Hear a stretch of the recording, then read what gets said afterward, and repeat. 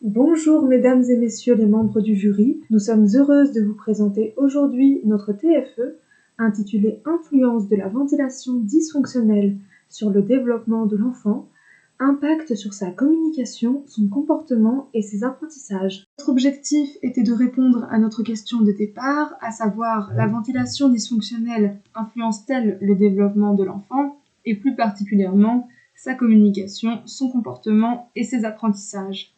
Pour répondre à notre question, nous nous sommes basés sur la littérature scientifique actuelle en sélectionnant les études les plus fiables. Tout d'abord, nous souhaitons évoquer les bénéfices de la ventilation nasale. Ventiler par le nez permet de faciliter le passage de l'air. L'air est réchauffé, filtré et humidifié. Grâce à cela, l'enfant va bénéficier d'un système immunitaire efficace. Un schéma ventilatoire fonctionnel favorise le refroidissement cérébral. Le sang qui circule dans le cerveau est donc refroidi grâce au mécanisme de thermorégulation. En ventilant par le nez, l'enfant bénéficiera d'une croissance crânio-faciale physiologique. Ensuite, la ventilation nasale permet l'apport d'un sommeil réparateur, ce qui signifie que l'enfant va entrer dans un sommeil profond. La libération de l'hormone de croissance sera donc optimale. Ensuite, un mode ventilatoire fonctionnel favorise un développement postural physiologique. De nombreuses fonctions orofaciales déterminent la croissance de l'enfant.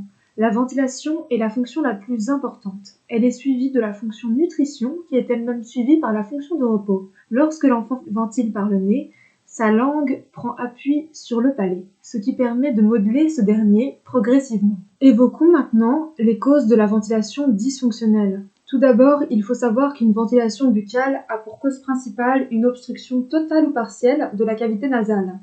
Parmi ces dernières, on note tout d'abord des prédispositions anatomiques, souvent causées par des particularités congénitales.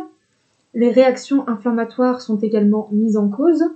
Ensuite, il existe aussi des causes non obstructives, comme le tic de succion tardive, qui est une cause fréquente. Plus ce tic va persister, plus les conséquences seront importantes.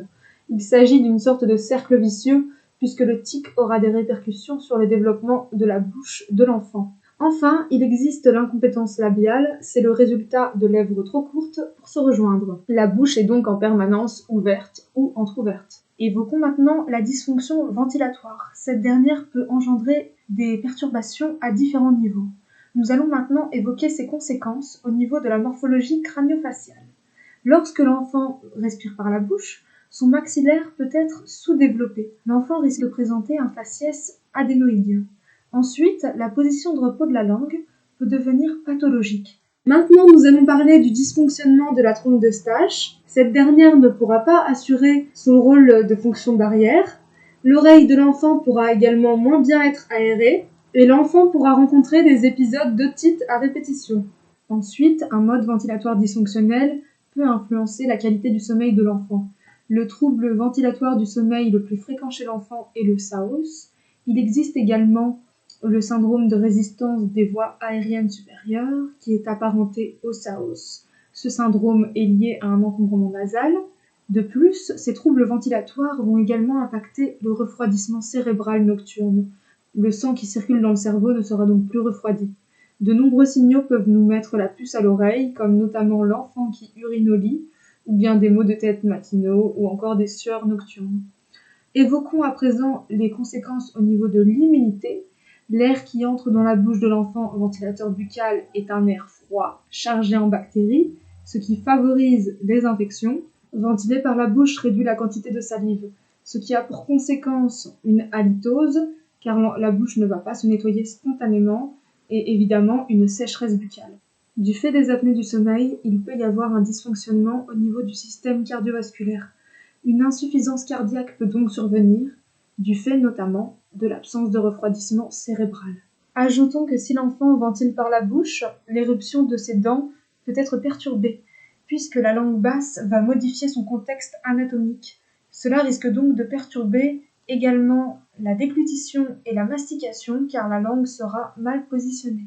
Il nous semble indispensable d'évoquer notre méthodologie de recherche. Nous avons souhaité réaliser un recensement de données les plus probantes au sein de la littérature scientifique actuelle. Pour ce faire, nous avons déterminé une question de départ. Nous avons sélectionné des mots-clés liés à cette question de départ. Puis nous avons utilisé différents moteurs de recherche fiables, tels que Medline, Google Scholar ou encore PubMed. Le but était de trouver différentes études internationales afin d'obtenir un éventail de données le plus complet possible. Dans un premier temps, nous allons évoquer les résultats de nos recherches au niveau de la communication. De nombreuses études nous montrent qu'une dysfonction ventilatoire peut influencer le développement auditif de l'enfant. En tant que professionnels de la communication, nous connaissons l'importance d'un bon développement auditif pour assurer un bon développement langagier. Ensuite, évoquons l'impact sur la qualité vocale. Des auteurs relatent de nombreux cas de dysphonie chez l'enfant ventilateur buccal. L'enfant peut présenter une voix étouffée lorsqu'il présente une hypertrophie des amygdales et une voix nasonnée lorsque ses végétations sont volumineuses. À présent, nous pouvons noter que la littérature montre qu'un mode ventilatoire dysfonctionnel impacte le langage sous toutes ses dimensions. Tout d'abord, la forme du langage est influencée par la ventilation buccale, et plus particulièrement par la mauvaise position de repos. L'articulation peut être impactée. Un schéma ventilatoire dysfonctionnel peut même engendrer une inintelligibilité. Des auteurs ajoutent que les capacités morphosyntaxiques de l'enfant peuvent également être perturbées du fait des troubles ventilatoires du sommeil. Maintenant, évoquons l'influence d'un mode ventilatoire dysfonctionnel sur le contenu du langage. En effet, des auteurs expliquent que les troubles ventilatoires du sommeil peuvent influencer les capacités lexicales de l'enfant. Enfin, le mode ventilatoire dysfonctionnel impacte également l'utilisation du langage, mais de manière indirecte, puisque l'enfant peut présenter une diminution des interactions et donc un déficit de socialisation. Nous allons maintenant parler de l'influence de la ventilation dysfonctionnelle au niveau des troubles comportementaux. Tout d'abord, nous souhaitons souligner que les régions frontales et hippocampiques sont impliquées dans ces troubles, car elles sont vulnérables aux effets du SAOS, ce qui favorise les difficultés de gestion des émotions, des troubles de l'humeur et de l'anxiété. Nos recherches théoriques permettent d'illustrer la claustrophobie via le fait que les rapprochements physiques pourraient être inconfortables pour l'enfant. Il est également insupportable pour lui qu'on lui fixe des limites. Dans le même ordre d'idées, différents auteurs expliquent que l'enfant pourra faire preuve de timidité pathologique durant ses interactions sociales. L'enfant pourra donc se replier sur lui-même et même subir une dépression infantile. D'autres auteurs expliquent que l'enfant pourra davantage montrer des troubles du caractère. Il pourra montrer des colères à répétition ou encore une forme d'impulsivité et une hyperactivité. La littérature montre que l'enfant ventilateur dysfonctionnel peut montrer des comportements d'inhibition pendant la plupart de ses interactions sociales. Les chercheurs qualifient ces comportements de timidité pathologique. De cet aspect peut découler un isolement social et c'est pourquoi une dépression infantile peut apparaître. Et enfin, d'autres auteurs mettent en évidence que l'enfant pourra présenter une hyperactivité qui est donc une forme de résistance à la fatigue et également une impulsivité. Évoquons maintenant l'influence de la dysfonction ventilatoire sur les apprentissages. L'enfant va donc subir des faibles performances scolaires dans différents domaines, mathématiques, langage écrit notamment. Des études nous montrent que les fonctions exécutives seront impactées. Le QI de l'enfant pourra être moins performant. Ensuite, une autre étude nous montre que l'impact de la dysfonction ventilatoire peut aller jusqu'à un déclin cognitif irréversible.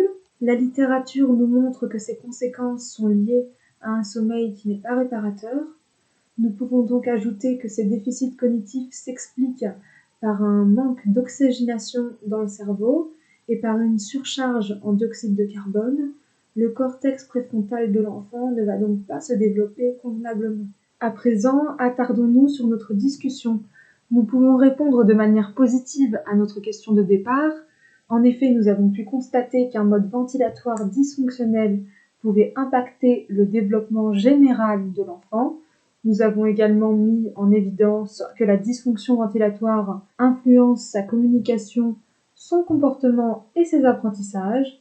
Enfin, notre stage TFE nous conforte dans notre réponse, car au sein du service d'orthopédie dentofaciale, nous avons pu constater que de nombreux patients présentaient ces différentes caractéristiques. À présent, nous allons évoquer les forces et les faiblesses de notre travail.